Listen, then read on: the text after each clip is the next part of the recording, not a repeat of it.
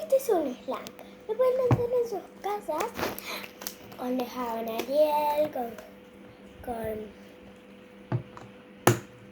con jabón Ariel,